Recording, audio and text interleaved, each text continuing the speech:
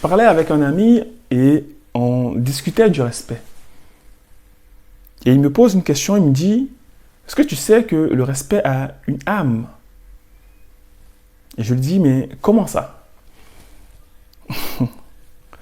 Et il me pose encore une autre question. Il me dit, est-ce que tu sais que le respect a une vie? Oui. Mais voyant mon regard évasif, étonné, il me pose alors une question. Et il me dit, t'inquiète, question toute simple. Dis-moi, Imhotep, quand est-ce qu'on gagne le respect et quand est-ce qu'on le perd?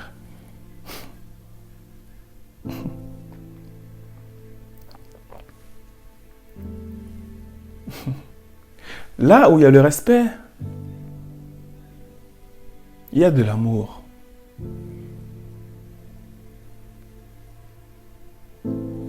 Là où il n'y a pas de respect, il n'y a pas d'amour.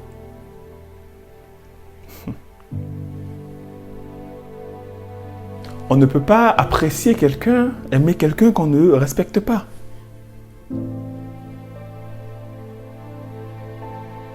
Oui, parce qu'en groupe ou en couple, si tu as quelqu'un, vous avez un partenaire, un ami, qui ne fait que te parler méchamment, t'humilier, quelqu'un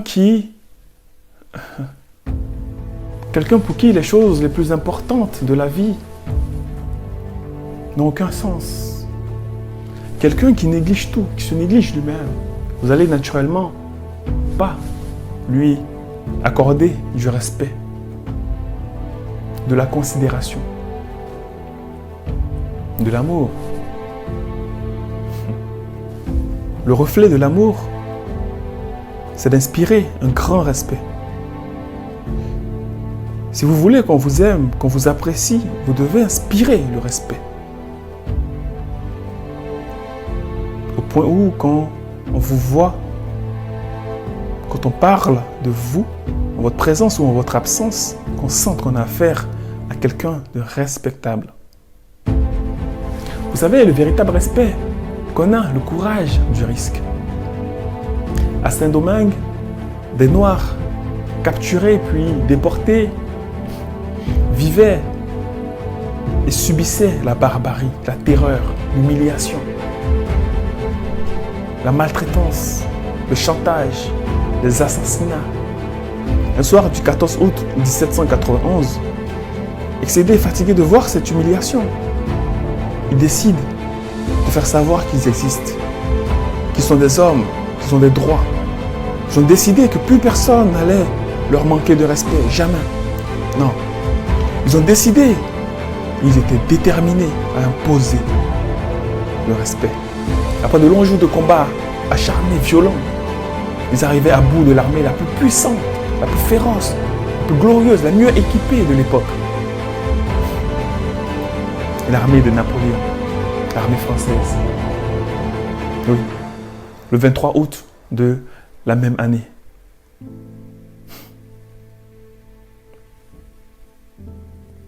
Ils ont libéré leur nouveau territoire qu'ils ont renommé Haïti. Au point où l'UNESCO a décidé de faire de cette date le symbole de l'insurrection, oui. Des Noirs, des Africains d'Haïti ont juré que ni la mort ni la peur n'allaient prendre le dessus sur leur désir de respect, leur désir, oui, de considération. Depuis, plusieurs révolutions populaires ont vu le jour dans le monde. Une grande partie d'elles sans armes. Blaise Compaoré, Abdoulaye Wade sont partis grâce à la détermination du peuple. Un peuple sans armes. Ils sont partis parce que le peuple a utilisé tous les moyens non violents possibles. Internet, les pétitions, la désobéissance civile, les marches, le porte-à-porte.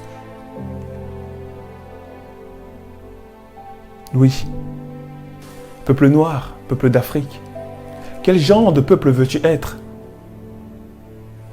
Quelle image as-tu de toi-même? Quelle trace veux-tu laisser dans le monde? Du nord au sud, de l'est à l'ouest, des quatre coins du globe, on dit de toi que tu es un peuple faible.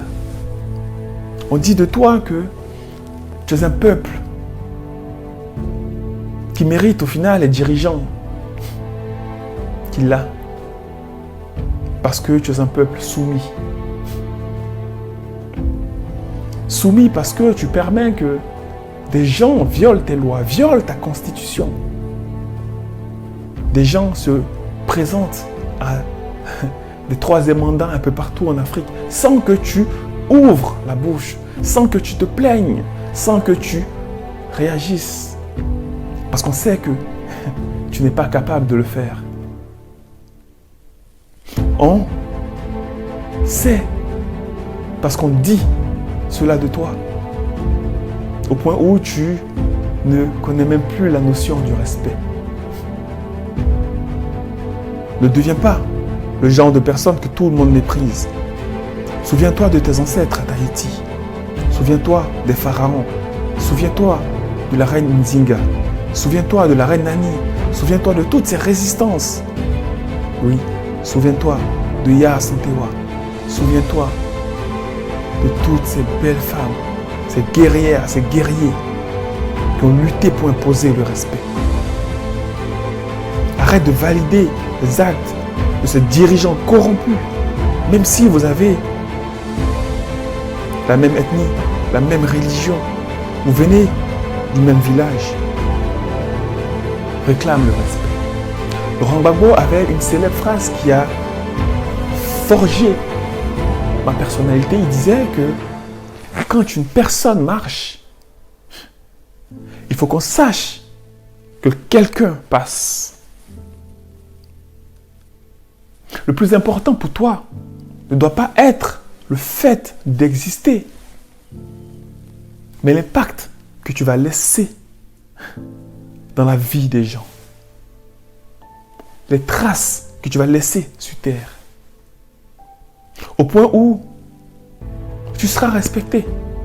Les gens auront peur de te manquer de respect parce qu'ils sauront de quoi tu es capable. Oui. Au point où on parlera de toi.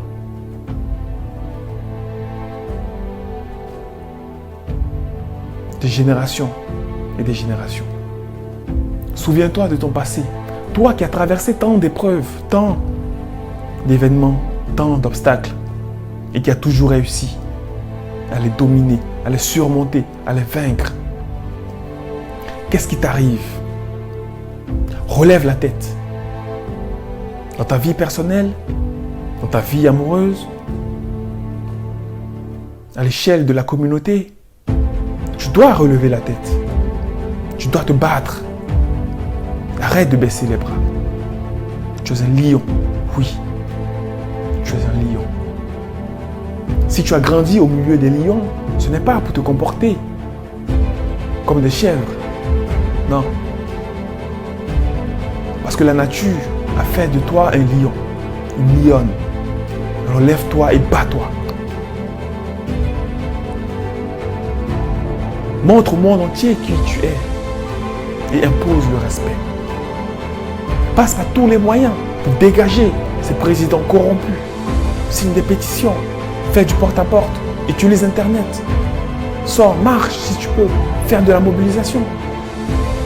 Utilise tous les moyens légaux et non violents en ta possession pour montrer au monde entier et à toi-même que oui, tu es capable d'imposer le respect. Il faut qu'on parle de toi comme un peuple fort, guerrier, intelligent, respectable. Oui. Si tu subis ce que tu subis depuis, c'est parce que tu as perdu cette force, ce courage. Parce que tu as perdu simplement ce respect que tout le monde avait pour toi. Lève-toi, peuple noir. Lève-toi, ma soeur. Lève-toi, mon frère. Et agis. Fais ressortir le lion qui est en toi. peux le faire. Nous pouvons le faire et nous allons le faire.